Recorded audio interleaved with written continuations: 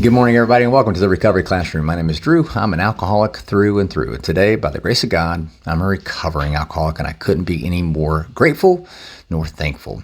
We want to welcome you to this platform, regardless of what your addiction may be. You're welcome here. We support your pathway to recovery, all pathways, any pathway, and whichever pathway it is you choose, whatever that may look like.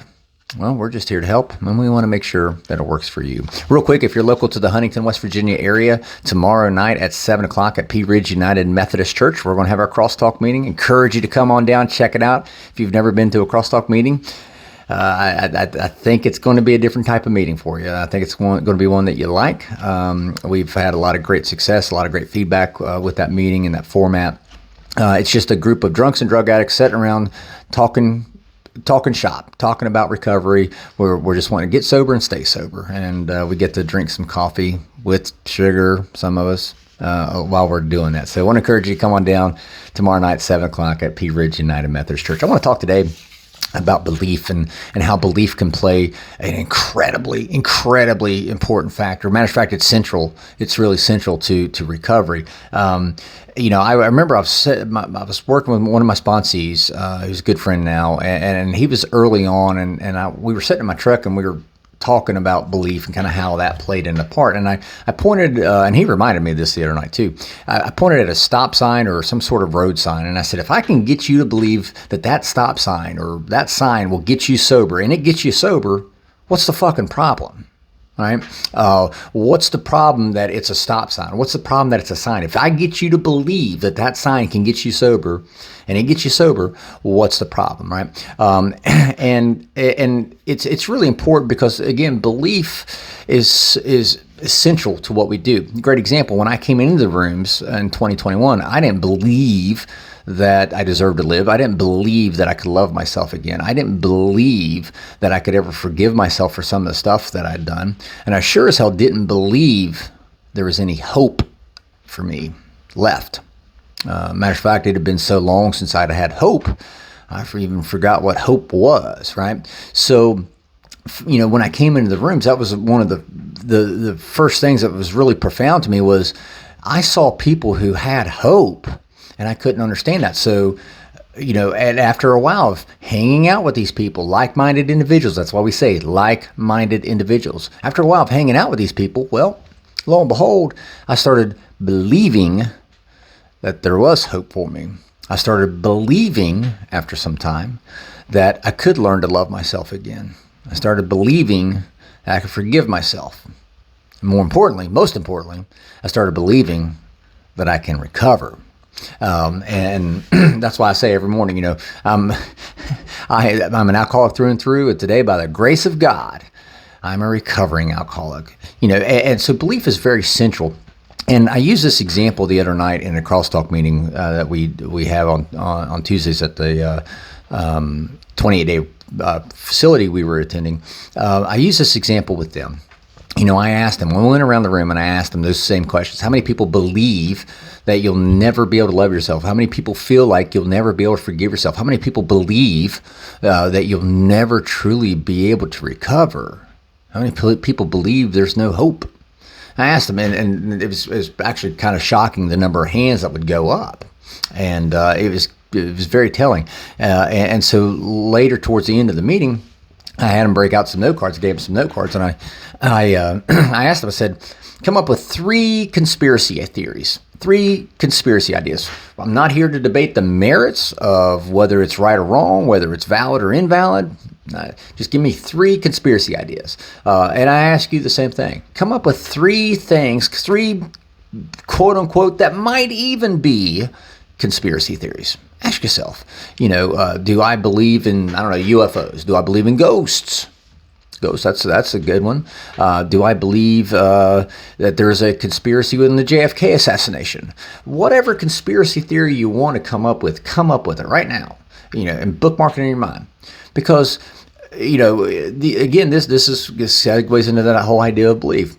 Well, think of that belief or that conspiracy theory that you believe in, or you might believe in, even though there's so many people saying, oh, no, that's not possible. It's not possible. But yet you still kind of believe in them. even though there are so many people saying, well, there's proof that that's not possible. And yet you still kind of believe in it.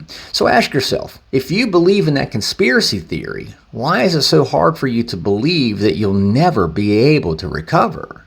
You'll believe in something that there's not a whole lot of evidence to support.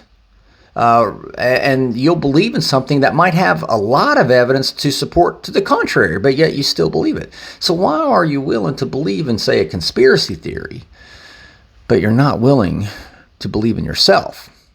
And see, that's the question. I think that's the question we have to ask ourselves. If we really want to start being able to focus our efforts into getting to a better state of mind and body, and to healing ourselves from a seemingly hopeless state of mind and body, we got to ask ourselves, why do I believe that I'm hopeless? Why do I believe that I can't learn to love myself? Why do I believe that I can't forgive myself?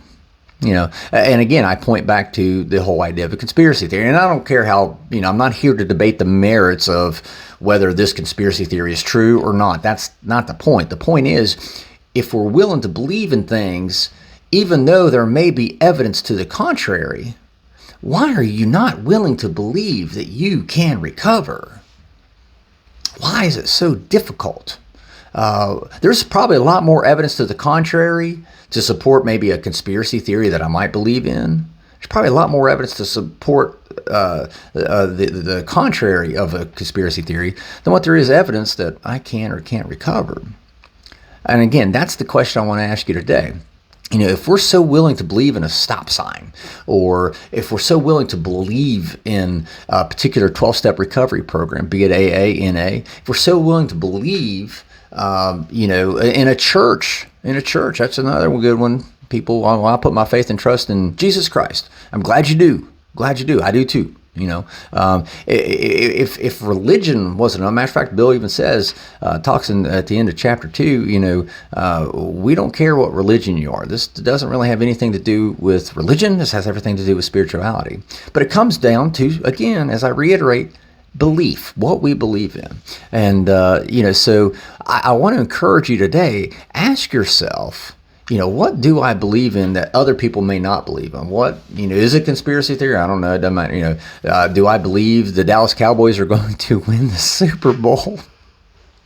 I did. Well, actually, my wife did. I didn't, but that's beside the point. That might be a theory right there in and of itself. What about Bigfoot? Do I believe in Bigfoot? Yes, Josh, I'm throwing that out there for you.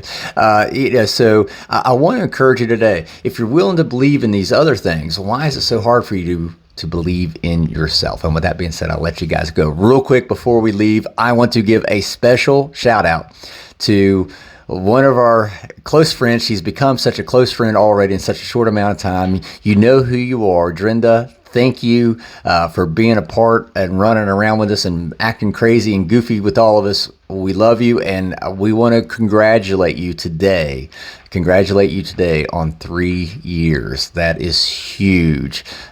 You have absolutely just added even more fire and fuel to all of our passion for recovery. So thank you. And once again, we want to say congratulations. So with that being said, we'll let you guys go. Thank you guys for letting me come in and share 5 to 10 minutes of your day with you. You guys absolutely keep me sober, and I couldn't be any more appreciative. If you have a topic you'd like to discuss, feel free to drop it into the Recovery Classroom Facebook group page. Keep in mind that's a private group on Facebook, so we maintain anonymity there. We'll take a look at that topic and see if we can parse something out for you. Or you can email me directly, drew@recoveryclassroom.org. So that being said, we'll be talking again soon. Remember, guys, you can't get drunk if you don't take that first drink.